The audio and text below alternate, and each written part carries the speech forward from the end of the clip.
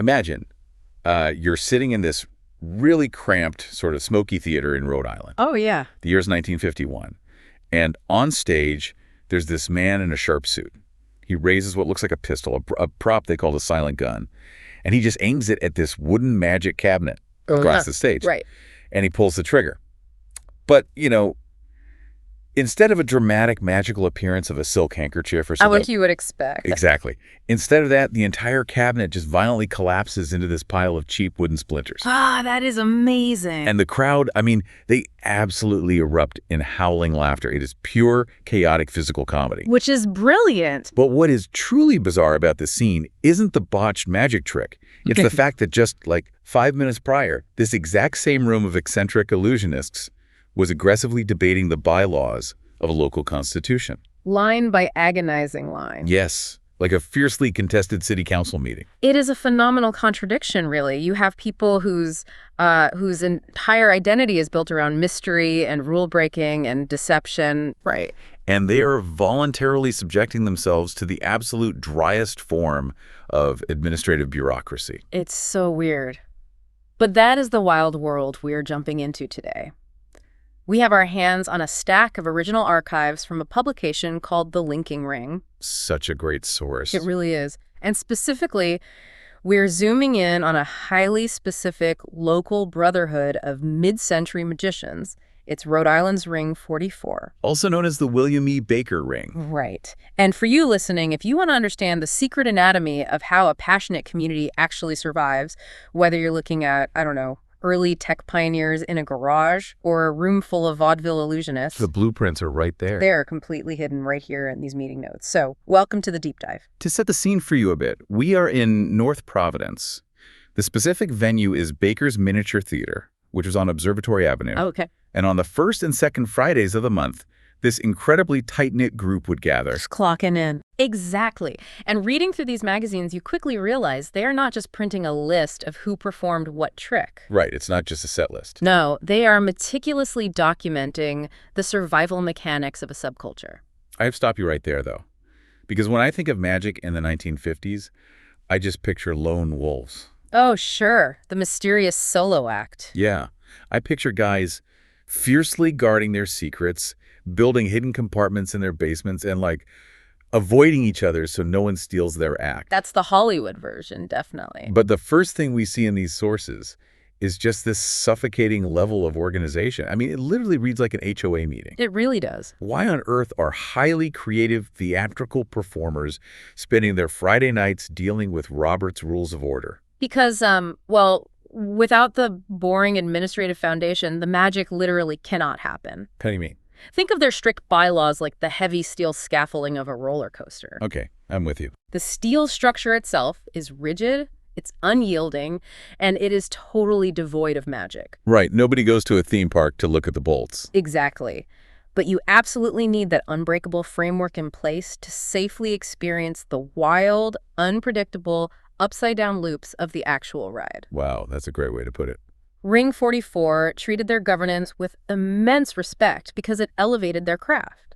It took it from just a casual weekend distraction to a legitimate, functioning brotherhood. And you definitely see that scaffolding being built in real time in the text. The notes detail a guy named Herb Lamond, and he's chairing a committee appointed for the sole purpose of bringing their bylaws up to date. Which is no small task. Not at all. And the members didn't just, rubber stamp his work to get it over with so they could go drink and do card tricks. Oh, no, they were very thorough. The sources specifically note they passed the revised Constitution section by section. Section by section. Can you imagine the pedantic arguments? Like magicians arguing over comma placements in Section 4? And the bureaucracy extended upward, too. It wasn't just local. Wait, really? Yeah, after surviving that whole section-by-section vote, the Ring secretary, C. Kingsford, was instructed to mail the new rules to an official named Gene Bernstein. For what? For final approval from the broader international organization. Oh, wow. They were plugging themselves into this massive organized grid. Which gave them leverage, I guess. Because they had this solid, boring foundation, they could pull off highly ambitious real-world events. Precisely. You have their president, Clarence D. Coleman, presenting business prospects for corporate sponsors to actually fund public shows. Yeah, they were looking for real backing. And he's sitting down with visiting members from the Society of American Magicians in Boston to plot out a massive joint convention for 1952. They were taking themselves completely seriously as an organization. Right, which forced the outside world to take them seriously too. But you have to remember, that administrative boardroom was essentially a pressure cooker. Oh, definitely. If you spend 2 hours debating the legal phrasing of a charter and reviewing financial ledgers, you build up this psychological tension that desperately needs a release valve. And that release valve was the legendary after-meeting show. The best part of the night. Oh, yeah. The gavel falls, the business is officially closed, and the stage lights come on. Suddenly, the guys who were just arguing about the budget are performing illusions. And they were good. Really good. Reading through the lineup, you realize Ring 44 was hoarding an absurd amount of local talent.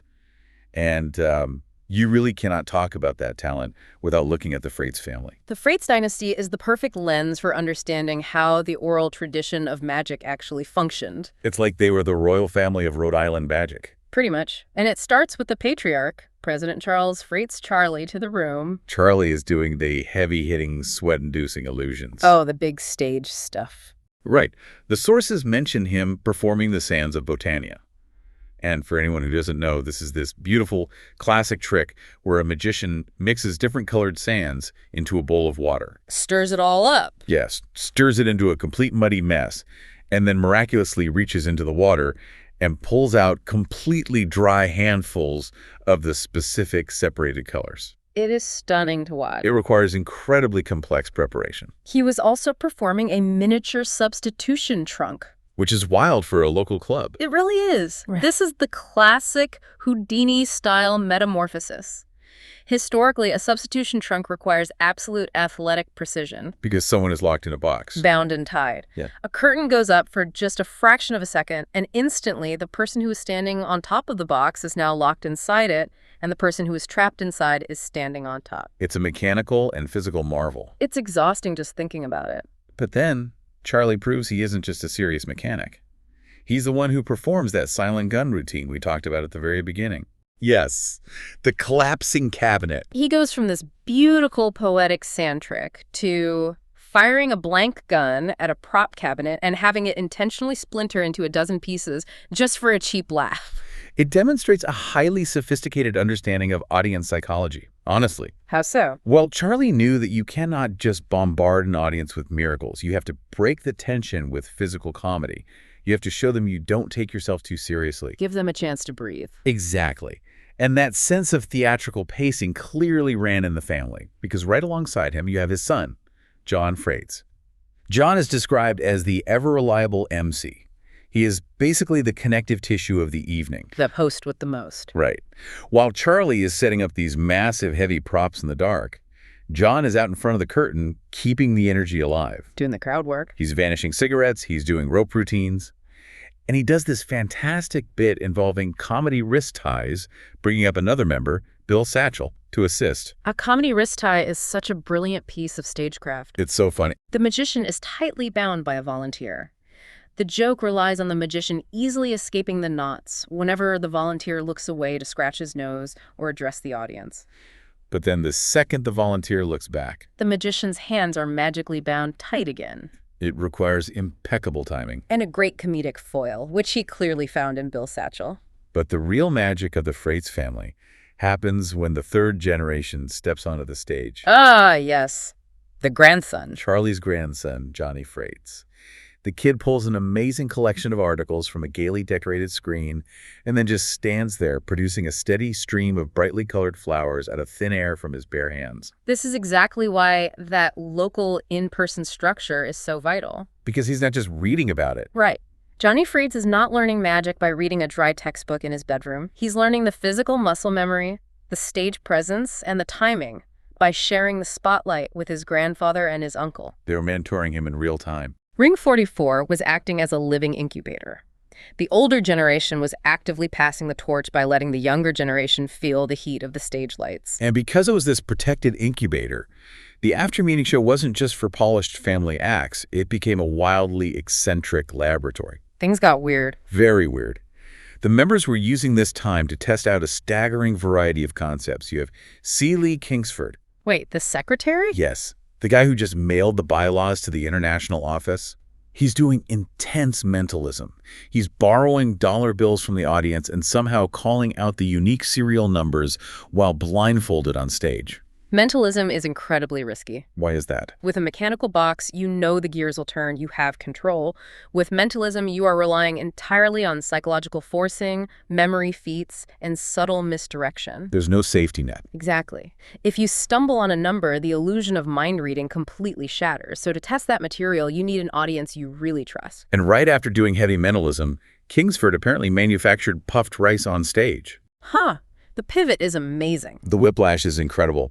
But the moment that really stopped me in my tracks involves a performer named C. Foster Fenner. The magazine explicitly notes that Fenner performed the card player's dream. Which is a routine he had not performed since he won a silver cup for it in April of 1921. We have to put that in perspective. This meeting is happening in the early 1950s. 30 years later. Right. 1921 was the absolute golden age of Houdini. It was a completely different era of entertainment. Fenner dusting off a 30-year-old award-winning routine for this room is like a modern DJ stepping into a club and flawlessly dropping a forgotten underground track from the 1990s. Oh, that's a great comparison. It is a massive flex of historical preservation. It also tells you something about the respect within the room. He felt that Ring 44 was an audience sophisticated enough to appreciate a piece of antique magic. But Fenner wasn't just living in the past either. No, not at all. During that same set, he performed his own original floating light bulb effect. Which sounds super experimental. And something called the shoe, which the sources describe as a peregrinating ping pong ball. Peregrinating just means wandering or traveling. So picture Fenner standing there, and through incredibly subtle sleight of hand or maybe invisible threads, he makes this simple celluloid ping pong ball bounce, float, and wander around the stage with a mind of its own. It's subtle, it's weird, and it's highly experimental. It really is. And the experimental nature of the room is what allowed people like Reverend Otis L. Mason to thrive. Yes, a literal reverend performing magic. Which is funny in itself. And he isn't just doing card tricks, he's using a spirit buzzer. Oh, man. This is a piece of classic fake seance technology. You ask the spirits a question, and a buzzer sitting on a table mysteriously rings on its own to answer. Instantly triggered by a hidden toe switch, right? Or a rigged electromagnet, yeah. You literally have a reverend playing with the occult for entertainment. It's fantastic. And alongside him, you have a performer named Doc Tillinghast making salt migrate invisibly from one hand to another. Just casual miracles. And making $half fly across the room. You have Charlie Roskam performing rapid-fire escape acts and comedy gags involving 5 little pigs. And don't forget, SS George performing the extraordinary egg bag routine with the young assistant. The egg bag is such a classic. It really is. It's just this small cloth bag. You drop an egg in, turn the bag inside out, and the egg is gone. But it isn't really about the bag having a hidden pocket. No, it's about the psychological warfare. The magician is constantly manipulating where the audience thinks the egg is. They let the kid reach in and feel nothing, only to produce the egg a second later. When you look at this entire lineup, from a reverend's fake seance to a 30-year-old card routine to migrating salt, you start to see the method to the madness. What do you mean by that? Magic, at its core, requires the scientific method. Oh, interesting. You cannot perfect an illusion in a vacuum. You can practice in front of a mirror 1,000 times, but until you put it in front of human eyes, you don't know if it works. Because the mirror doesn't blink or look away? Exactly. You have to test audiences. You have to see if the string on the floating light bulb catches the glare of the stage lights. You have to see if the pacing of the comedy wrist tie actually gets a laugh. So Ring 44 was essentially a peer review board. It was a highly critical space where magicians could fail safely. They were peer reviewing illusions. I love that concept. And that peer review didn't just happen with local members either. Right. They brought in heavy hitters from the outside to evaluate them too. The sources mention H. Adrian Smith, a past international president, dropping by. A very big deal in that world. And he doesn't just do his famous Mystic 13 card trick. He actually stands up and gives the room an inside lecture on the logistical nightmare of publishing the Linking Ring magazine itself. That is a crucial detail. Why is that? It shows that the members of Ring 44 weren't just interested in the secrets of the tricks. They were deeply invested in the health of the broader magical ecosystem. They wanted to know how the sausage was made. Exactly. They wanted to know how the ink got on the page. And then Smith's wife gets up and gives a presentation on the royal treatment they received from fellow magicians during a recent summer trip through Europe. It paints this picture of a massive, interconnected global underground. It really does. You could travel to Europe, flash a membership card, or perform a specific sleight, and suddenly you have a network of friends treating you like royalty. It's beautiful, really. Which brings up, I think, a really profound question about what happens when the stage lights finally turn off. Yeah. What was the actual glue holding this eccentric laboratory of egos and illusions together? If you look closely at the text, the real adhesive wasn't a shared love of deception. No. No. It was a deeply ingrained, almost radical sense of human compassion. You see it immediately in how they ended the nights. The magazines make a point to record that the evenings almost always topped off with a collation, or specifically, a delicious Baker Stubbs luncheon. They didn't just pack up their collapsing cabinets and go home. No, they stayed. They broke bread together. Sharing a meal is the great equalizer. When you are sitting around a table eating a luncheon, the hierarchy completely dissolves. You are no longer the president or the master illusionist. You are just Charlie, Lee, and Foster. That is where the actual community is forged. And that community showed its true colors when things got dark. In a magazine that is ostensibly dedicated to the guarded secrets of theatrical deception.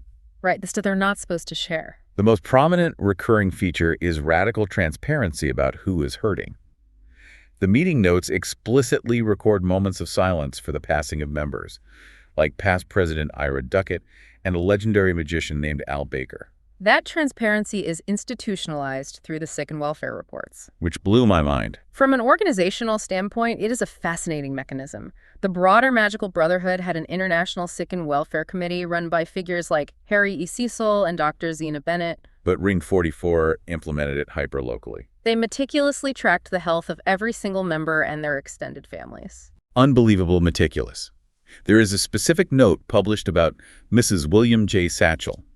This is the wife of Bill Satchel, the guy who was up on stage helping with the comedy wrist ties earlier. Right. The magazine broadcasts to the entire community that she is seriously ill and recovering in the New Kent County Hospital in Apponaug, Rhode Island.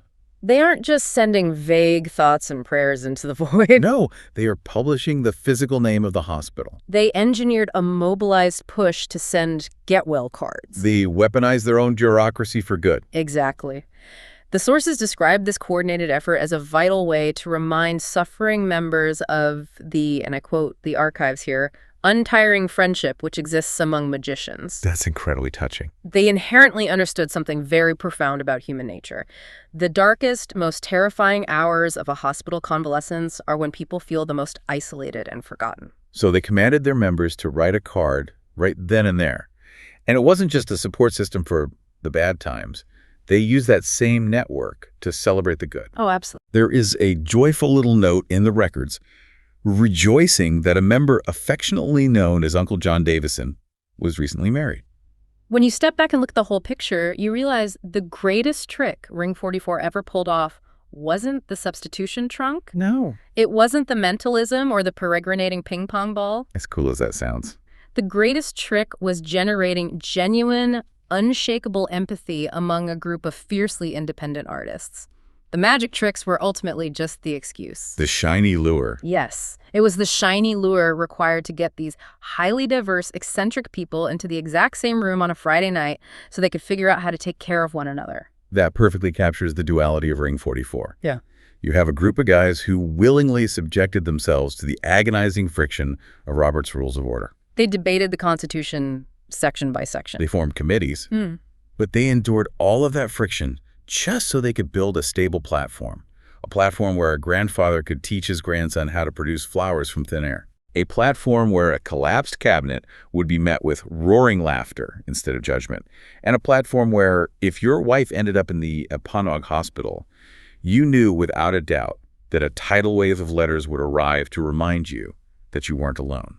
It makes you wonder about the modern communities we build today, you know? How so? Well, we have endless digital equivalents now. We have subreddits, Discord servers, and these sprawling forums dedicated to incredibly niche hobbies. Sure, you can find a group for anything. We have instant access to every magic secret, every code snippet, and every piece of historical trivia ever recorded, but without the friction of an in-person local bureaucracy. The messy human element. Right.